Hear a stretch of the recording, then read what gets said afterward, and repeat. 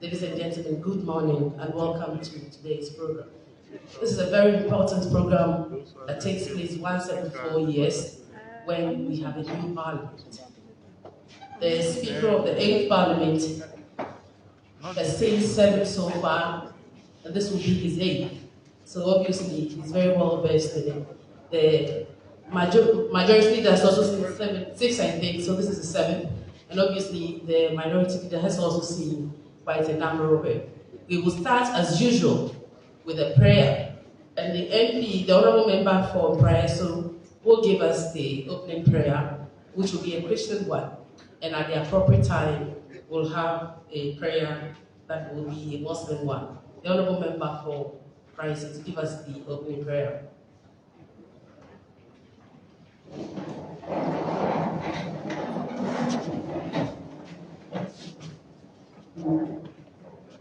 Heavenly Father, we thank you for this opportunity. Indeed, this is a day that you have made. We are gladly rejoicing in it. Father, we thank you for the opportunity of this 8th Parliament. We thank you for our leadership, our Speaker, the majority and the minority leaders. Father, we thank you as members of Parliament for it is your doing that today we are here. Father, this is an opportunity to learn the procedures and everything that is in Parliament. We pray that at the end of this program, every member will take something meaningful home. At the end, we give glory unto your name. Amen.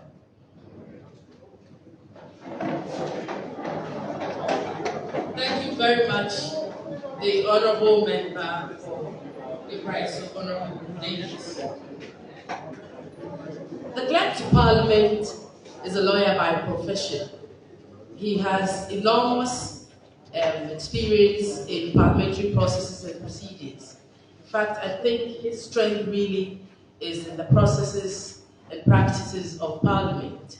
He's also very well versed in the administration of Parliament, and he had his birthday on Tuesday, which also happens to be the day that he was born. So I'd like to wish him a belated happy birthday and to ask all of you to wish him a happy birthday as he gives us the welcome address. Round of applause for him, please.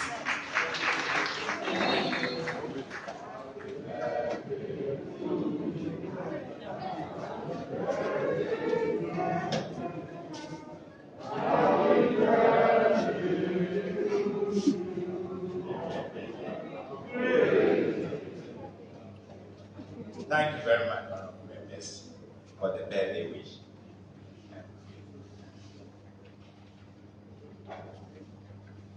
The Right Honourable Speaker of Parliament, the Honourable Majority Leader, the Honourable Minority Leader, the Honourable Members of the Leadership of Parliament, Honourable Members of Parliament, distinguished resource persons, management and staff of the Parliamentary Service, ladies and gentlemen. Good morning. It is my greatest pleasure to welcome you on my own behalf and on behalf of the Right Honourable Speaker, Honourable Members of the Leadership of Parliament and management of the Parliamentary Service, to the orientation and induction seminar for members of the 8th Parliament of the 4th Republic of Ghana. This is the first of the two-part orientation program being organized by the Parliament of Ghana. Let me take this opportunity to congratulate all of you on your election to the 8th Parliament, particularly the first-time MPs and returning MPs. I wish you the greatest of success in your career as parliamentarians. Mr. Speaker, a member of Parliament is entrusted with enormous responsibilities under the Constitution of the Republic of Ghana and the standing orders of Parliament. Indeed, the public has a high expectation of members and expects them to perform various roles and discharge several functions both inside and outside the House. How successful a parliamentarian becomes depends ultimately on how well he or she is able to fulfill these obligations, the satisfaction of all concerned.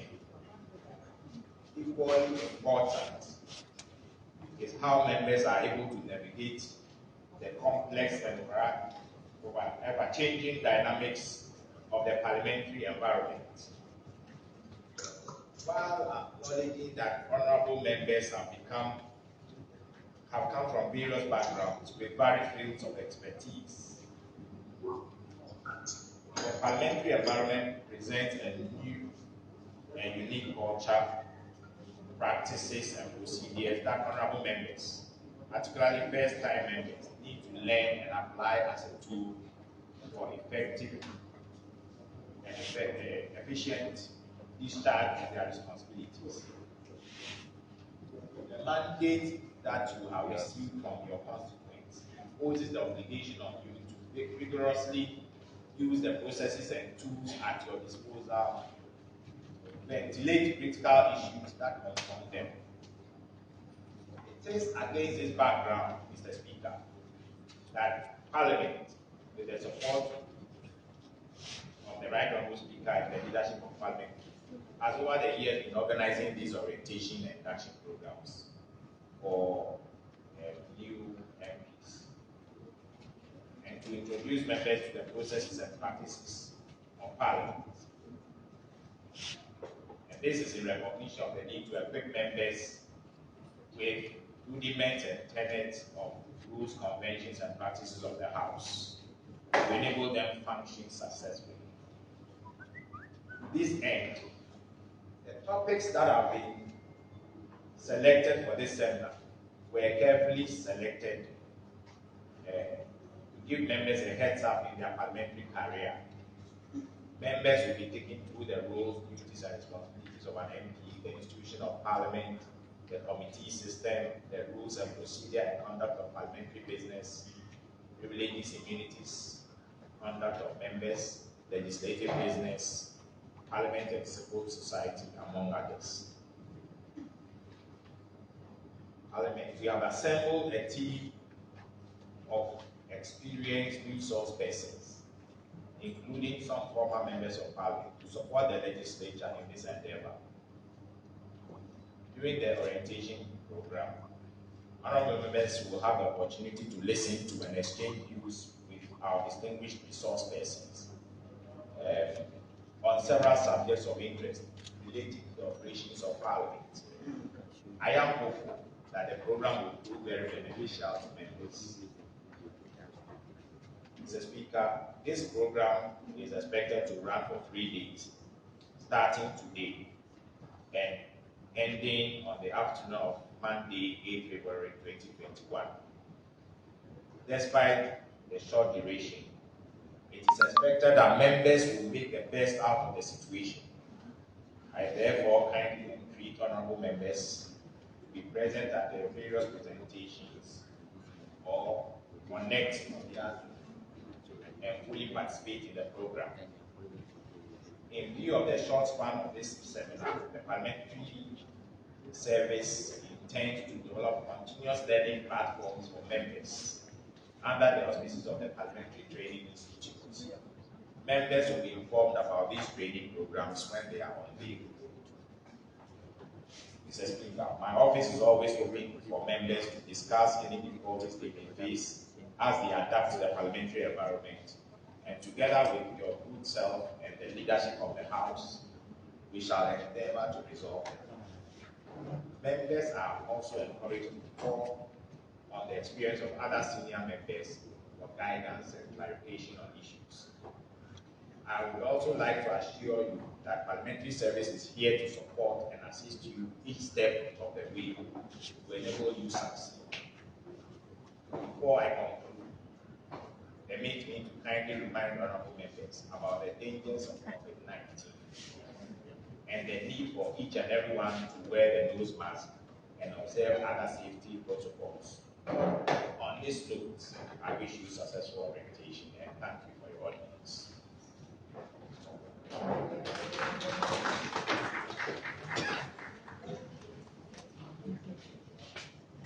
Wikipedia says that the Honorable Harun Naidu was born on the 8th of September, the 13th year.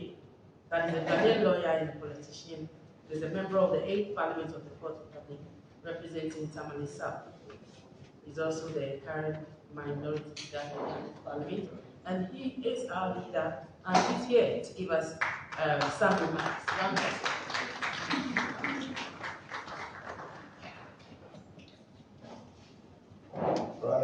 Right Honorable Speaker, Alman Sumana Bakri,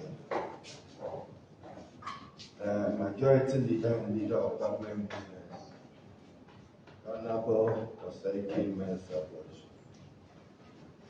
the Clerk of Parliament, Mr. Cyril Nsiam,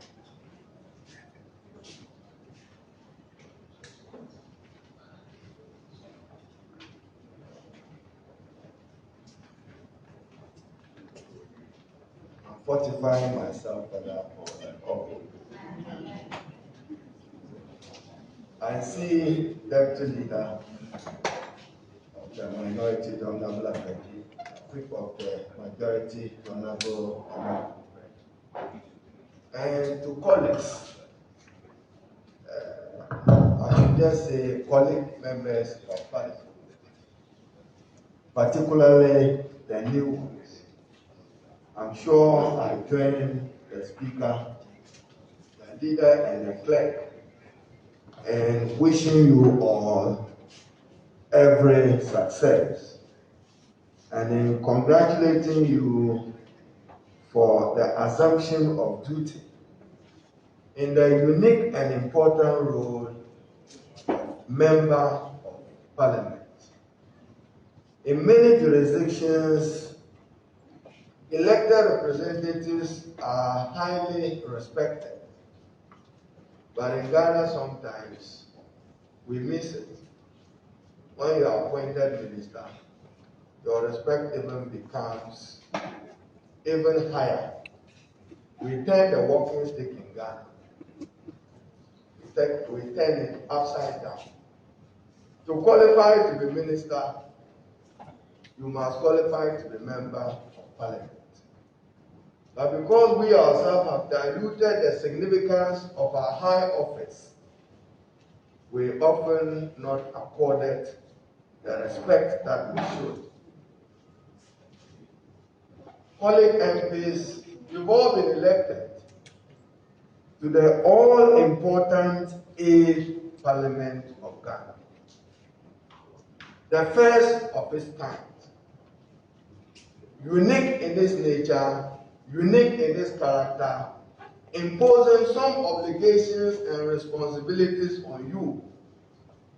And I trust that the way we conduct ourselves and the way we conduct business will be a new turning point and defining moment for the Parliament of Ghana.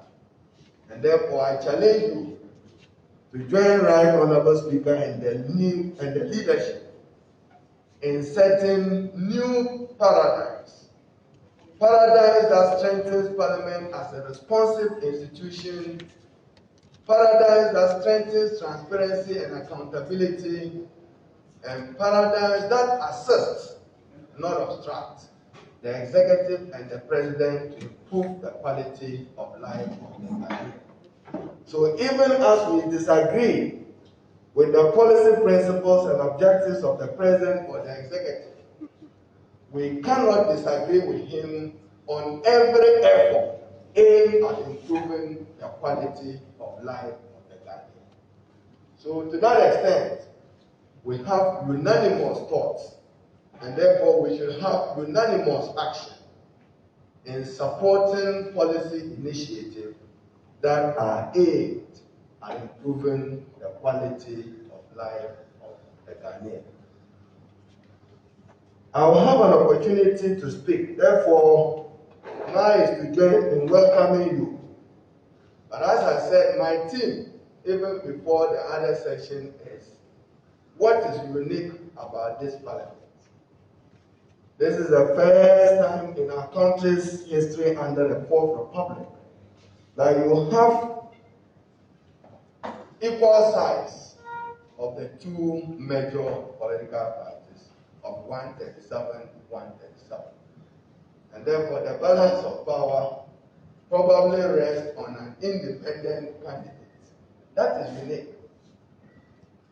The extent to which the president takes advantage of parliament, and it is my view that the people of Ghana voted for more consensus and more cooperation because they are tired of our polarization, they are tired of our divisiveness, and they are tired of our petty partisanship. They want us to be able to build some consensus. What that means is that the benefits of the Constitution must be the entitlement of every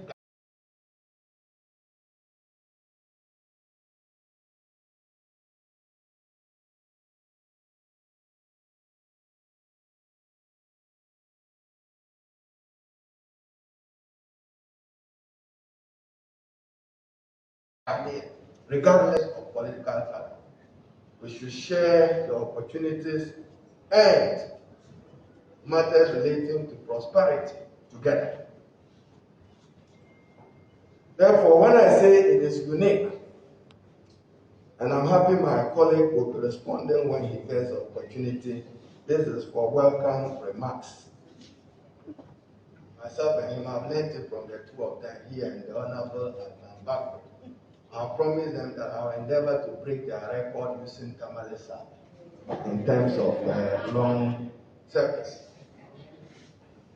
But as I said, unique. And this is to tease the majority leader.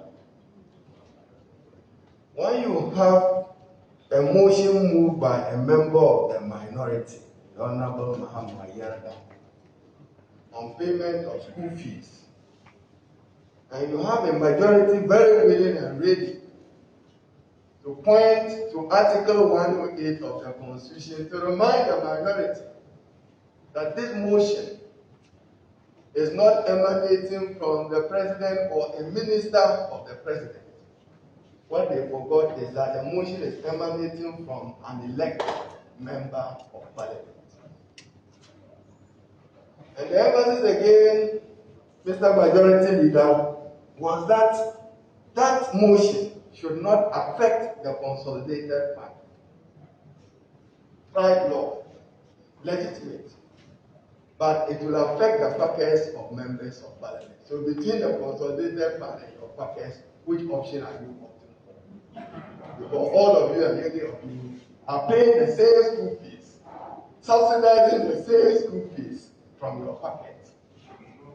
But to the consolidated fund, we all contribute to it. And as I have said, we contribute. My tax is a contribution. That's why I tease you. So I'm getting him, Mr. Speaker, I'll end shortly. I'm driving at the theory of necessity of compromise and cooperation. And we cannot fail the people of Ghana in building compromises and consensus. If I were to behave like that obstructionist minority leader, I will wait for the Honorable Osei J. Mensah and his majority. And any day a motion is moved, and those of you who have the Constitution, look at it. On Article 174, Article 11, Article 268, I will rise and remind the Honorable J. Mensah that the Constitution requires that you need 2/3 to take a decision. When you can, you respond to the wrong. I say Article 174 is on tax exemptions and new MPs. I'm just introducing you to your two working instruments, the Constitution and the standing orders from today. At least I admire the Honorable Osei J. Mensah for that. I walked into him with the Commonwealth Parliamentary Training in Zambia, And he was busy working with the Ghanaian constitution and the standard order. So I asked him about it. And the Zambia with the Ghanaian constitution and the standard order. So learn that from him. That your guiding document is the Constitution of Ghana, the Standing Orders of Ghana, and you must acquaint yourself, if for nothing at all, the provisions of Article 106 to 118. If you can keep a memory of it, the better for you. Particularly Article 106. And as I have said, today I'm just building the theory of cooperation and consensus. I heard the majority leader saying that I'm wrong. Let him come and read a different portion of the Constitution. When I refer to 174, I refer to Article 11 and 268. He will require the support of that minority to have a decision. So if we also choose, pardon my word, I won't do that, to pay him back in an Ayarga point. If we choose to pay him back in an Ayarga point, then governance will suffer, and the people of Ghana, whose quality of life we seek to improve, will suffer. So ladies and gentlemen, I'll have an opportunity of a ban. Let me end finally on COVID. And distinguished members of Parliament, apart from fortifying ourselves, we are now leaders of the country, and we must lead and lead properly. COVID imposes a new obligation on all of us: public sector reforms, even reforms of Parliament, how we are conducting business here and how we conduct business in the chamber must respond to a COVID situation. How business is conducted in the delivery of public services and public goods must change. How school people access education must change, and it can only change if we provide the needed leadership of reforming our educational system to respond to the challenges of COVID. So on this note, I assure Mr. Speaker and the leader of our cooperation, but cooperation built on trust, cooperation built on the general good and well-being of the Ghanaian people, and cooperation built on the trust of the raw language of the Constitution. The Honorable Osei James, are prepared. Whenever you move your first motion, this is not a threat. I'll remind you that Constitution, and you vote Constitution. The Constitution is a practical document. On that note, we are all welcome. I wish you all a blessed Sunday.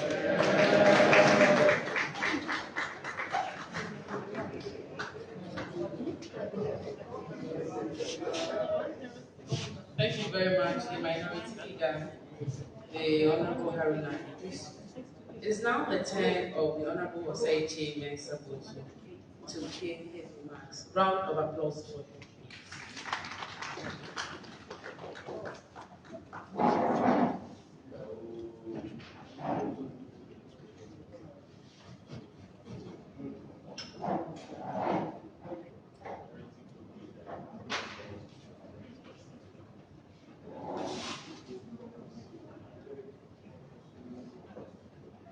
Thank you very much, Madam Director of Programs. Right Honorable Speaker. Speaker Sumana Kingsford, but ASK, but ask, but if you're in difficulty, ask. Speaker, I guess you would allow me to ignore the taunts of the eternal and professional litigants the minority leader.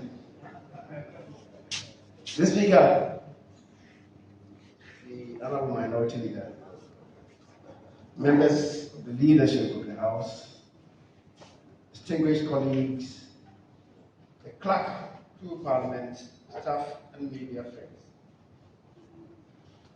Let me congratulate the members of Parliament here in present for winning your seats and for your baptism of fire in Parliament on January 7th, 2021. Two observations. The Speaker, to recognize the discrimination that we have witnessed from the Director of Programs. Speaker, in her recognizing the birthday of his boss, which happened last Tuesday, and deliberately refusing to recognize that a certain Osechi Mensah was born on 3rd February. The day after his boss was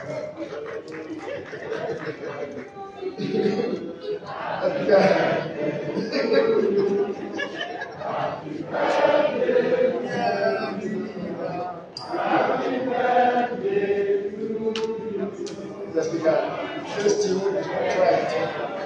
This tune is contrived. The Speaker, another observation which I believe should be a takeaway for all of us. And Ghanaians are used to say, and I'm doing something on behalf of my colleagues and on my own behalf. That is very Ghanaian English. We do something on behalf of others. And on your own part, on my own part, are we doing something? The clerk, this is not meant to you. Certainly not. I heard you laugh profusely, but it's not meant. The Speaker, before contesting and indeed in the contest, we enter Parliament, many of us had our own perceptions about what the duties and obligations, indeed the mandate of parliamentarians are. But as we all do know, the functions are set out for us. And that is first, representation of our constituents, deliberation on matters that come before us. And because we are supposed to deliberate on matters from a very informed perspective, our own deliberation to transmit relevant information to our populace. In other words, we help educate the public, which is why debate in Parliament must be informed by research. Speaker, fourthly, we perform another function, financial control, otherwise referred to as the power of affairs function of Parliament. Perform oversight functions in the form of questions that we ask, statements that we make, motions that we make, petitions. And arguably, the best behavior for performing the oversight function is the committee system in Parliament, which is why the Constitution obligates all of us to belong to at least one standing committee, as captured in Article 103, 3 and 4. Then we have the function of legislation, ratification of agreements, treaties, conventions, and protocols, and problem resolution function. Speaker, the transaction of these businesses is regulated by rules, which we refer to as the standing orders of the House. It should be the daily bread, as the minority leader has pointed out to us. It should be the daily bread for all of us to keep us relevant in the House. The Speaker, in order to be able to perform these functions, members of Parliament are serviced by parliamentary service, which is headed by the clerk through Parliament. Speaker, it's important you also recognize that there are no-go areas for us as members of Parliament, even though we have enormous authority and powers. For instance, Article 56 of the Constitution, we cannot legislate for a one-party state or for a one religion country. The duties of a responsible citizen are set out in Article 41, and being a member of Parliament does not mean that you can act contrary to the imperatives provided under Article 41 of the Constitution. Article 5 of the Constitution is on fundamental human rights and freedoms. Parliament and parliamentarians are obligated to respect and uphold the same without discrimination, subject to the respect for the rights and freedoms of others and for the public interest, as expressed in Article 12, 1 and 2 of the Constitution. Of course, Mr. Speaker, in the state of emergency, Parliament and parliamentarians may pass laws or cause matters to be done that may contravene the provisions under Article 12, 30, that are reasonably justifiable for the purposes of dealing with the emergency situation. Parliament has no power to pass any law to alter the decision or judgment of any court as between the parties subject that decision or judgment as provided for under Article 107A of the Constitution. Parliament has no power to pass any law, and parliamentarians have no power to pass any law which operates retrospectively to impose any limitations or to adversely affect the personal rights and liberties of any person, or to impose a burden, obligation, liability on any person, except in the case of the law enacted under Article 178, 1 and 2 of the Constitution. Speaker, Articles 178, 1 and 2 is a chapter on finance matters relating to budgetary expenditure. In matters relating to the imposition of the charge on the consolidated funds or any other public funds, or the payment, issue, or withdrawal from the consolidated fund or public funds, any monies not charged on the consolidated fund or any increase in the amount of that payment, issue, or withdrawal, Parliament is prohibited on its own initiative, whether by a bill or motion.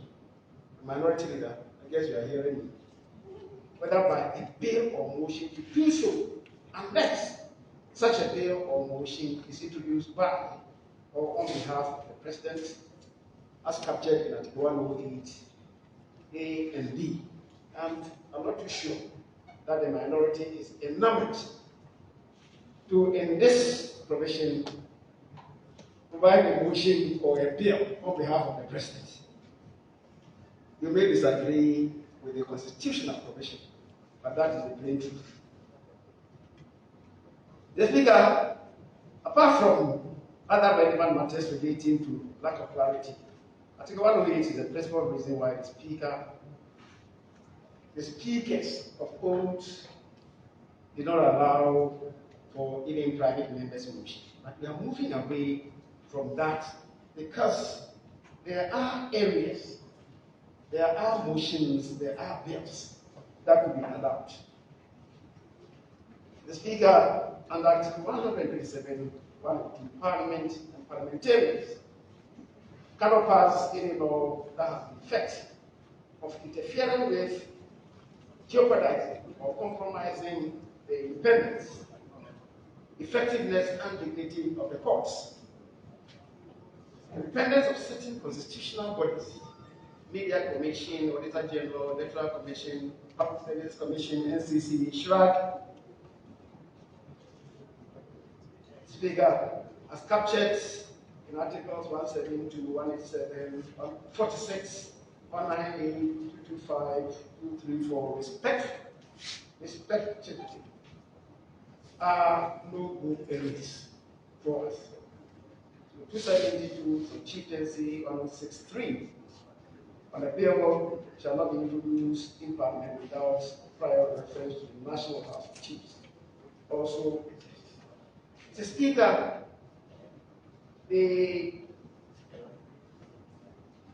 as I said, in order to be able to perform these functions, members are set by the Parliamentary Service, headed by the Clerk of Parliament.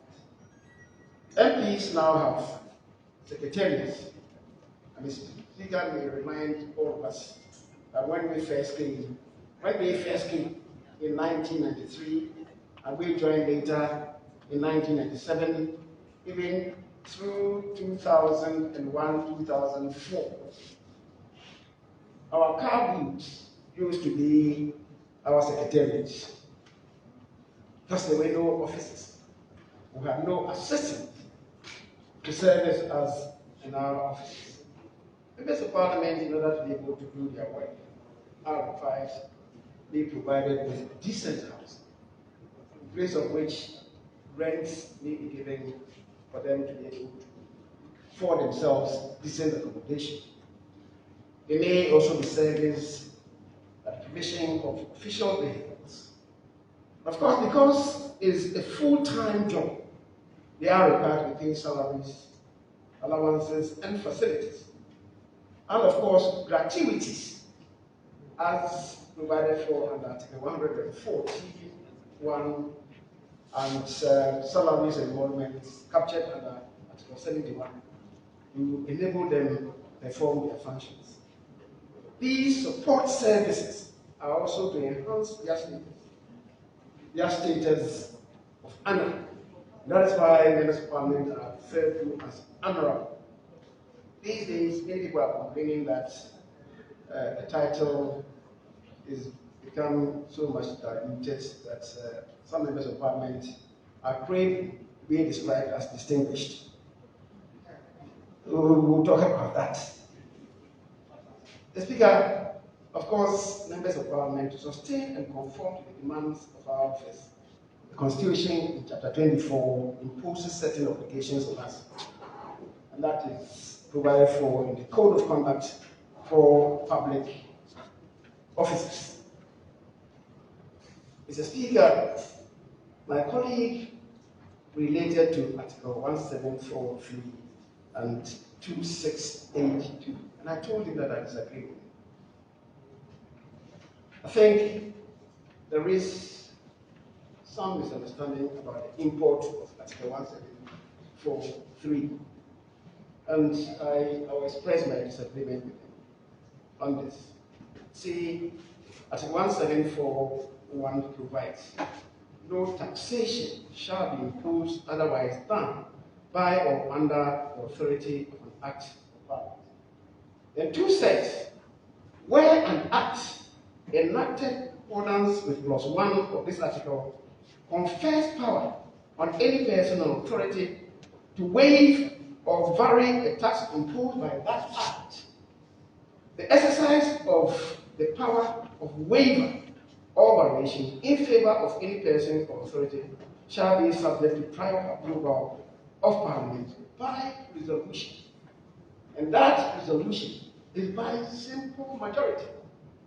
The Speaker, 3 provides Parliament may, by resolution, supported by the votes of not less than 2/3 of all members, exempt the exercise of that power.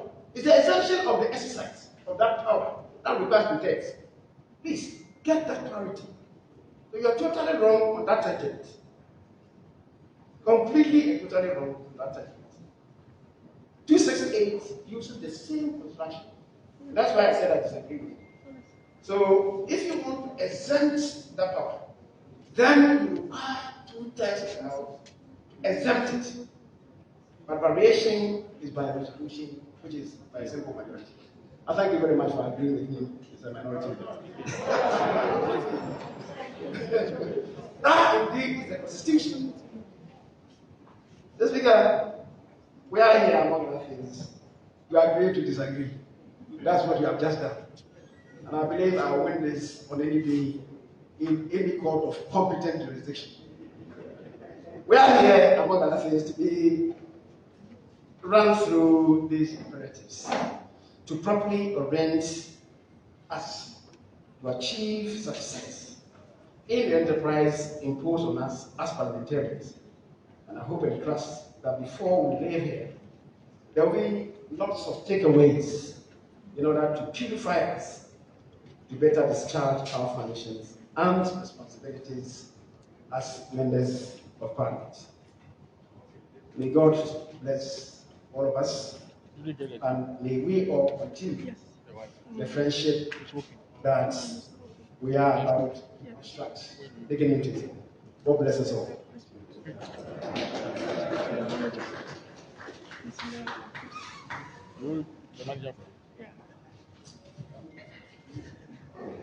Thank you very much, the majority leader. So this is what you get when you don't give me part of the birthday cake. Although I was one of the first people to wish you happy birthday on the day. So I Googled you, and Google came up with all kinds of things. So he says, some of them says, Boston Chairman was born 3rd February 30 year, is a Ghanaian urban planner and politician. He's currently the majority leader in the Ghanaian Parliament and is also a minister for parliamentary affairs. But to acknowledge the return of the Speaker, we've come to the apex of this morning's program. The Right Honourable Speaker of the 8th Parliament will address us. He was born on 24th of September, again in the 30th year, and is a member of the Gaba people. He's from Sombo in the Upper West region, and he was educated at AQUA Secondary School and Tamale Secondary School. He obtained a Bachelor of Arts degree in Law and English at the University of Ghana in 1980, and proceeded to the Ghana School of Law at Makolo in Accra, after which he was called to the bar in 1982. He also earned an Executive Masters in Governance and Leadership from the Ghana Institute of Management and Public Administration, GIMPA.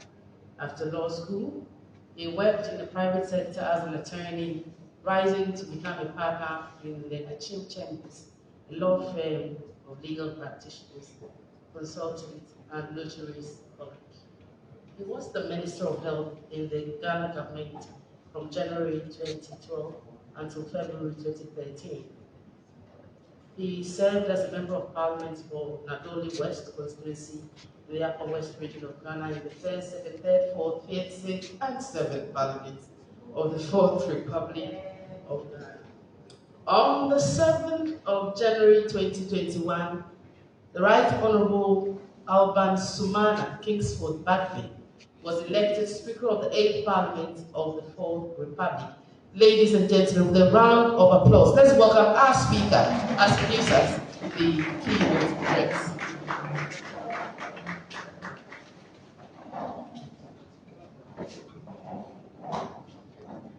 Please.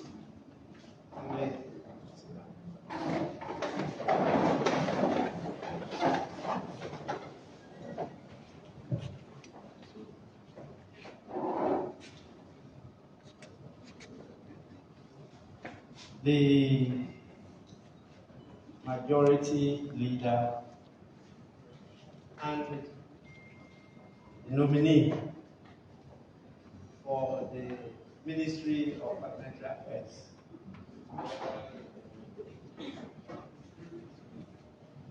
The minority leader, since he's not in power, is not nominated in the position. They say he's soon to be a position that he doesn't want. Soon to be majority leader.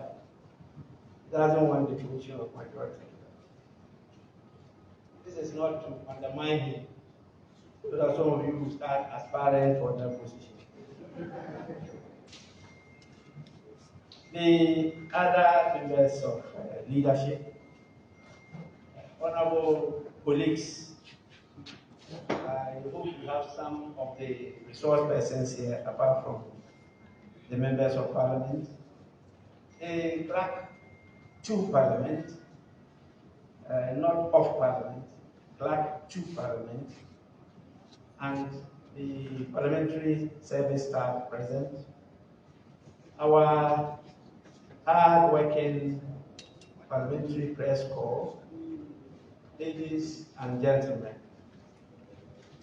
I will, from the onset, call on everybody to let record fully the presentation I will give, even though I don't intend to read all what I have here.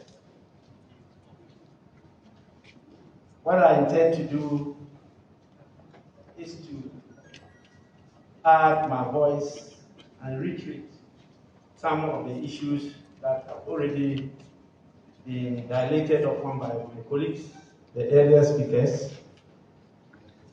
and to assure all that they are welcome to this center.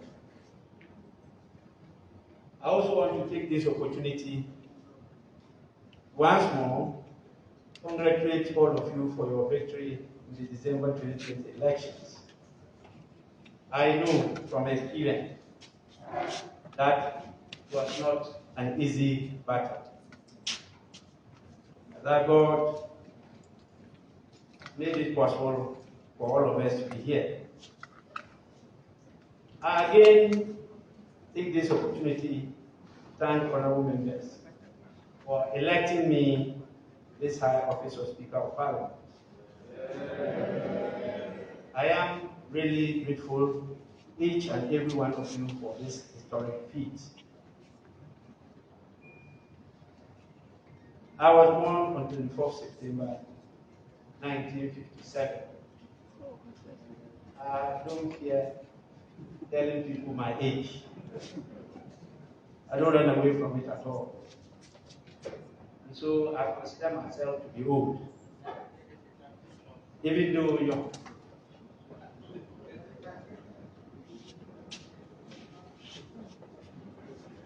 Some people are running away from their age. They say 1st February, 30th year.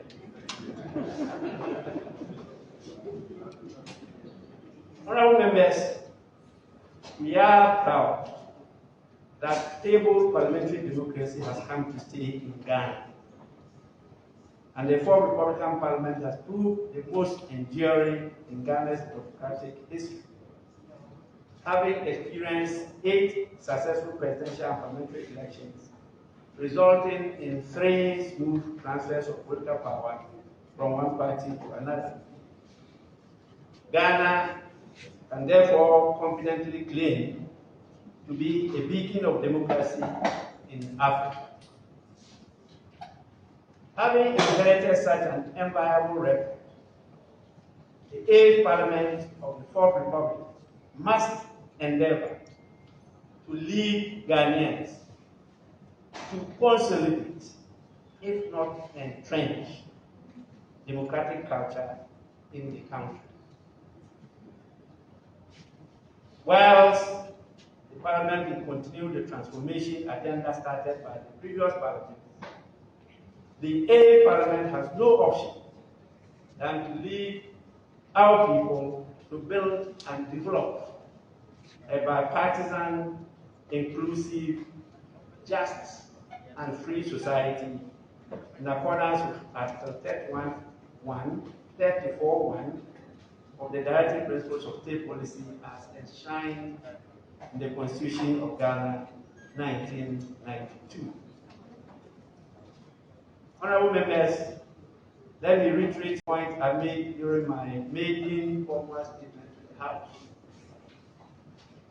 I again want to assure the House of a seamless flow of debates, only guided by a purposive adherence to established parliamentary practice, rules of procedure, etiquette, decency, decorum, and good conscience. To that extent, it is important for us all to have a clear understanding of the standing orders of the House. As the Bible is to a Christian, as the Holy Quran is to a Muslim, so is the standing orders to a member of Parliament. Honorable members, the powers of a speaker derives not only from the standing orders and the dignity and aura of the House, but also from how fair and impartial the Speaker is in the interpretation and application of the rules and practices of the House. It's important for all to know that the Speaker has no power other than what is given to him or her by parliamentary law and usage and the House. I therefore expect every member to have an open mind, observe and comply with the rules of procedure, and abide by the values of parliamentary practice, both at plenary and committee meetings. Honorable members, induction seminars have become a routine activity in the calendar of parliaments all over the world. Each time a new parliament is constituted after general elections, an orientation and induction seminar is obligatory.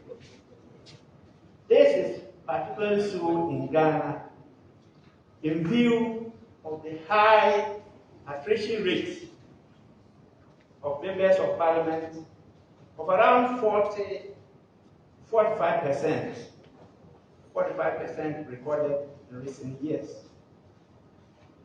The 8th Parliament, for instance, has 123 fresh first-time members, representing about 45% of the membership of the House. This Parliament, the 8th Parliament, is really very unique in many respects. As stated by my colleagues earlier on, we have an equal strength of representation of members from the two major parties in the country. An equal representation of women of 2020.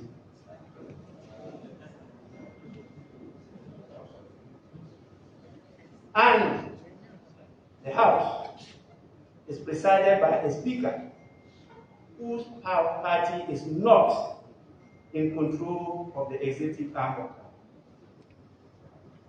Worse still, they are confronted by a deadly disease called COVID-19 pandemic. This has not happened before. It is a novelty, and the entire world is keenly watching and monitoring every step we take. We cannot afford to fail. This is the time for us to showcase the rich beauty of Ghana's democracy to the world. I know it is an onerous duty, but I'm confident in the capacity, integrity, and commitment not even to mention loyalty of members and staff to the cause of Mother Ghana. We must all put the interests of the nation above partisan, parochial, or self-interest and considerations as we conduct the business of the House. Honourable members, it is worthy of note that the work of Parliament in terms of practice and procedure is also unique to the institution. Even though experiences and educational backgrounds of individual members may be vital and relevant for effective performance in the House, first-term MPs in particular need effective training, coaching, and mentorship in the practice and procedure of the House. There are a lot of skills and competencies you have to develop. You can't get it anywhere except through practice on the House and learning from senior colleagues.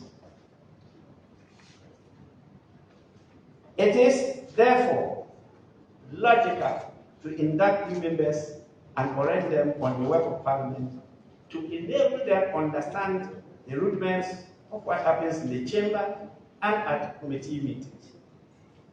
This orientation seminar is meant to trigger that process. I don't need to say it, but I have to do it here, that each and every one of you, therefore, need nobody to tell you to quickly get a good grasp of the practices, processes, and the rules of procedure for an efficient performance of your noble constitutional responsibilities. The rules are mostly contained in the standard orders of the House. Use the word mostly contained. They are not all in the standard orders of the House. There are other documents that will be made available to you. But we realize that the current standing orders are short in various respects. Because these standing orders were actually developed in 1995 and updated only in the year 2000. In fact, in 1993, we were using the 1979 standing orders. That is the standing orders of the Third Republic. But because we had an accomplished veteran, a judge of a Supreme Court, Justice D.F. Anna, he managed to navigate all the rules for us to be able to transact our business and to pass the foundational laws to establish the Fourth Republic. I want to assure members that this time around, the 8th Parliament of the Fourth Republic will bring finality to the long process since the year 2002 of trying to revise and update the standing orders. The new standing orders, which has been proposed, will clarify some dark areas and provide for some gaps in the current standing orders. It is crafted to better facilitate the smooth functioning of the House and to create more space and opportunity for members to incorporate some of the evolving best practices of other parliaments in the world.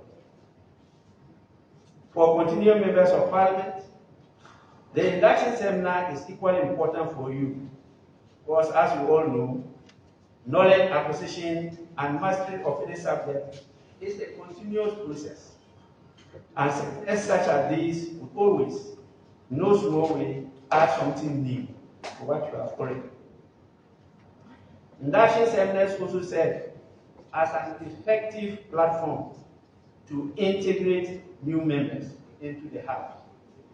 It's unfortunate that COVID has diluted this aspect of the seminar. If we had the other members or seniors here, by the time you leave here, we would have formed a family and then develop some working relations so that it becomes easier on the floor. We have now all what you learn from outside. Within a year, you see that that exactly not true. It's because of the lack of knowledge of what we do in Parliament that has created a different culture outside from what happens in Parliament.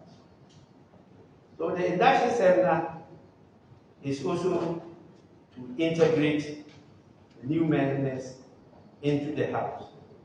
That the importance of this orientation and induction seminar cannot be overemphasized.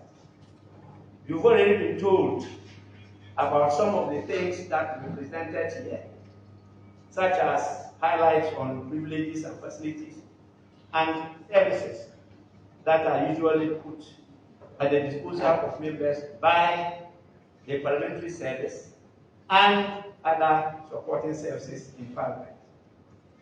Again, it's important that I draw your attention to the fact that you are entitled to a research assistant of your choice. I will insist that the minimum qualification of research assistants should be masters. I will insist. And therefore, members should expedite action in submitting the particulars of their chosen applicants to the clerk and the staff for us to process them and recruit them on contract, usually a contract of no more than 4 years. Honorable members, no organization can effectively achieve its vision and set objectives without a strategic plan. We have a new strategic plan, 2020 to 2024, which was launched last year.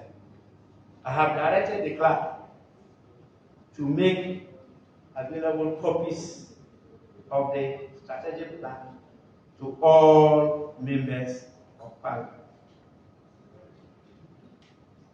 I am told that he just did that by making that part of the documents you've been given at this seminar.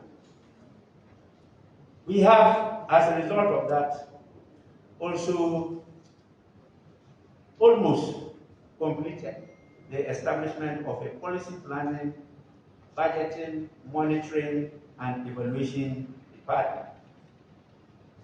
That department definitely be supported, and it will start very soon to oversee the implementation, monitoring, and also report on the performance of Parliament as far as meeting the desired goals and objectives of the strategic plan. Parliament is more than committed to achieve the goals set out in that plan, and we will leave no stone unturned to achieve that mission. Honorable members, further, the Public Financial Management Act 2016 requires Parliament to provide oversight in respect of a number of areas. 1, matters relating to budget and finance. 2, government expenditure. 3, performance reporting. 4, post-legislative scrutiny. And 5, the impact of financial policy measures on the economy. These are new developments. And to implement this, the same Act empowers the Speaker of Parliament to assign the responsibilities to a committee of Parliament or an office establish a parliament solely for that purpose. We have also put in place an office of budget and fiscal analysis for that purpose. This office is to serve as an oversight mechanism to monitor the health of the Ghanaian economy. The setting up of the office definitely is in compliance with the Public Financial Management Act. But more importantly, it was set up in response to the numerous complaints from members of Parliament of the lack of the much needed expertise and relevant information to assist members interrogate financial proposals and other agreements brought to the House by the government. For instance, I don't know how many members get to know what percentage of the development budget goes to your region or to your constituency. I don't know how many members have their fingertips. What percentage of the budget benefits women as against men? What percentage goes to children and the aged? What percentage goes to the vulnerable in the society? These are usually brought globally, and members don't even have the time to go through them, and they don't have the wherewithal to be able to analyze and subject the budget into serious scrutiny. And so we are putting the Budget and Fiscal Analysis Office in place to undertake this analysis, and not only with regard to the budget, but other policy proposals, including international financial agreements laid for the House. We believe that this will enrich the consideration of such proposals and agreements and bring to bear on the governance of the country. In line with best practices in the world, a Budget Act is also being proposed. It's a private member's bill, and it is going through the motions and will soon come before the House for consideration. This office is meant to also create opportunity to get technical support, to support members on both sides of the political divide, to analyze a number of issues and look at national issues objectively instead of with partisan tendencies. The requisite staff will also be recruited by the Parliamentary Service Force. I just want to also remind members that the Parliamentary Training Institute, which was formally inaugurated in 2016, is operating on the 12th floor of Job 600, but they have now been allocated enough space at the Job 600 extension. I'm happy to state that the Parliamentary Training Institute is leading the organization of this orientation and induction workshop as the first of similar and continuous training workshops for members and staff. Let me assure members that I'm more than committed to strengthen and upgrade the Institute into a center of excellence for the training of members and staff of Parliament, not only in Ghana, but also in Africa and other parliaments in the world. Many of you are aware that I was transiting into to support Parliament with what I gathered over the years, not to let it go to waste. It's not for monetary benefits. It was in civil society. If you are really committed to the objective of your institute, you don't make money. But it's important to emphasize on this point again. I want to stress the uniqueness of the 8th Parliament. This should not be lost on any of us. Even though research by various reputable academicians, including our own Professor Kwame Nensen of the University of Ghana, reveals that Ghana's 4th Republican Parliament has always built consensus on many matters that came before it. Definitely, to respond to the expectation of our people, we need to do more than before. We need to build bridges and coalesce more on many national issues than before. We are all aware that the tolerance of Ghanaians to unbridled and unashamed partisanship is reaching breaking point. The earlier we respond appropriately to that tipping edge, the better for multi-party parliamentary democracy in Ghana and the African continent.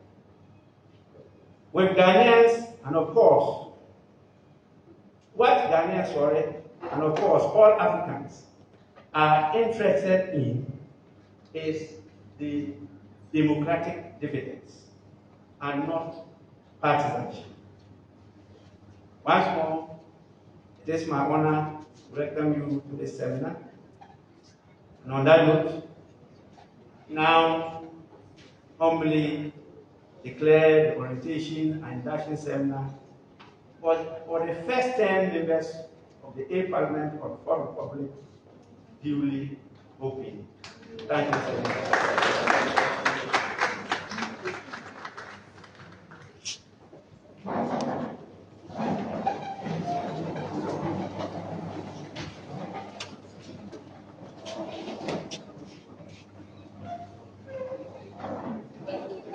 Right, Honorable Alvin, thank you. And now, before we take the Muslim prayer to be given by the Honorable Murtala Mohammed, may I invite the Honorable Elizabeth Ajario Kosu to give us the vote of thanks. Our applause.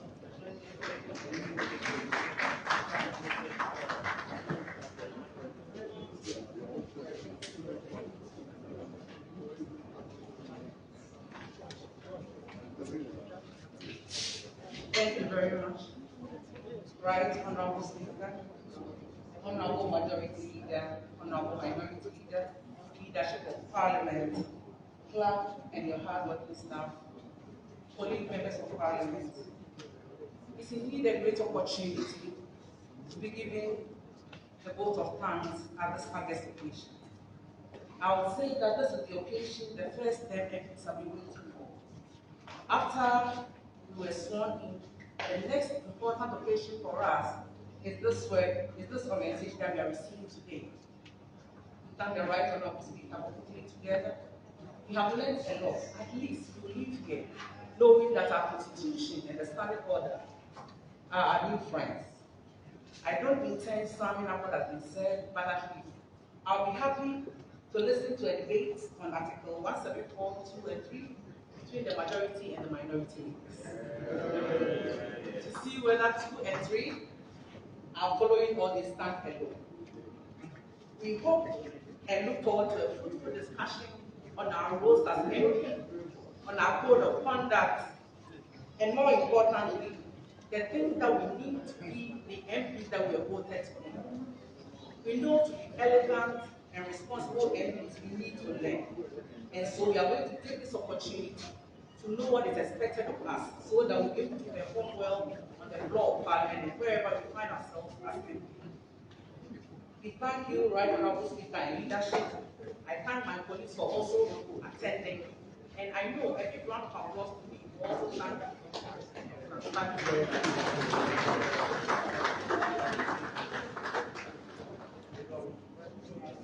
In the name of Allah, the most gracious, the most merciful, Master of the Day of Judgment, you alone we worship, and you alone we honor.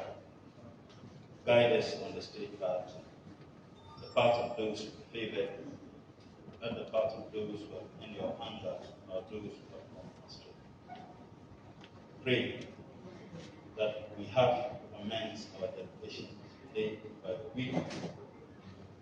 It is our prayer that you guide us into every single decision, every single step we take in our devotion. We pray to you, Ya Allah, that the resource persons who have been invited to take us through the discussions and the deliberation, the purpose for which they have been invited, Ya Allah, to guide them, to guide us. It is our prayer that at the end of the day, we'll end here well equipped, fully prepared, deliberate in the house for the good of the people of this country. Allahumma rabbana zalamna anfusana wa in lam taghfir lana wa tarhamna Allahumma rabbana la tu'akhidhna in nasina wa akhtana. Rabbana wa la tahmil alayna isran kama hamaltahu ala alladhina. Rabbana wa la tahmilna ma la taqata lana wa'fu 'anna waghfir lana أنت مولانا فانصرنا على القوم الكافرين. أنت مولانا فانصرنا على القوم الظالمين. أنت مولانا فانصرنا على القوم المشركين. أنت مولانا فانصرنا على القوم المنافقين. أنت مولانا فانصرنا على القوم المجاهدين. أنت مولانا فانصرنا على القوم المستضعفين. اللهم صل على محمد وعلى آل محمد كما صليت على إبراهيم وعلى آل إبراهيم وبارك على محمد وعلى آل محمد كما باركت على إبراهيم وعلى آل إبراهيم في العالمين إنك حميد. Thank you very much, Honorable Mutala Mohammed. And with that, we've come to the end of the opening ceremony. Mr. Speaker, we humbly request for a group photograph. So we will take a break. We wait for Mr. Speaker and the high table to go, and then we'll follow, or we will go out first and then go and take a 30-second photograph with the right honorable speaker. 30 seconds, not more. After which we'll take a short break and then gather here in 20 minutes for, in 10 minutes for plenary. And so we'll go out, take the photograph just for 30 seconds, and then we'll take a 10-minute stretching break, and then gather here for the, we'll go out this way. These are, so we use the main entrance to go out, and the speaker will come and take the photograph.